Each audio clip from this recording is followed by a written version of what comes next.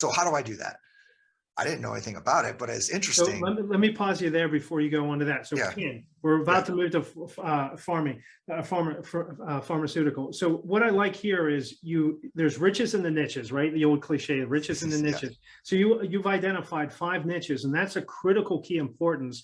And if you are struggling, you as a listener are struggling with how to go about identifying that position, because that's really what Josh did, is he positioned himself well. And I think you said you identified the niche of high compliance. Was it low technology or low? Yeah, low sophistication. Low sophistication, right? So able to do that, and that stood him apart. So even though he was in a super loud space, he was able to niche down and differentiate himself in that. So a really good resources, if you listen to or go back and listen to, I forget which podcast it was, but look up April Dunford's Obviously Awesome is a really good way of doing it. Are you familiar with her, Josh? Yeah, I am.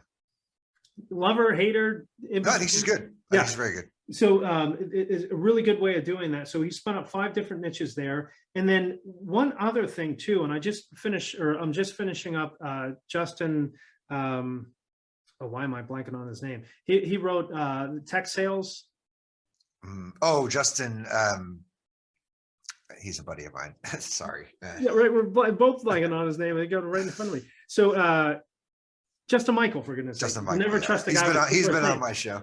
Yeah, right. So we just finishing up Justin Michael's tech powered sales, and that's the other thing that you did. Right now, it's so critically important. You said it yourself. I became a power user or Marketo, and that's the way that you're going to differentiate yourself. I mean, if you know tech now and you become power users of this technology, that's what is going to separate you out from the rest, because you cannot keep up. If you're not working more wisely, if you're not working more effectively, you're going to get just rolled over. So other pieces that you would like to pull out of that segment of your life?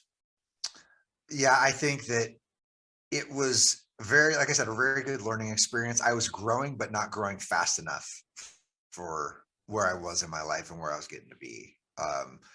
And to your point around niching, like I always say, niche wins. Like you don't have, if you're all things to all people, you're nothing to no one. And if you can niche to a point where you dominate just a very small segment, you're going to be so much more successful than trying to own everything. Like there's only one Amazon for a reason. And they're unique. They're the true definition of a unicorn, right? Yeah. So, I do think that you're onto something there with the niching down concept. Yeah, 100%. So, all right. So we did that. Oh, and this is the other piece for the sales leaders and the sales managers. The reason Josh left, the lack of opportunity, the lack of growth. And so make sure the number one thing that I hear whenever we're looking at new salespeople to come on board to one of our clients, why are you leaving? And it's so often I'm being micromanaged, which you have to be careful. That could be code for I don't want accountability, right? Or there isn't any learning or continued development there. So those are the number one reasons that we hear. So you moved on, and $1.50 back then was pretty decent money. So you moved on to pharma. So talk to me about how you went into pharma.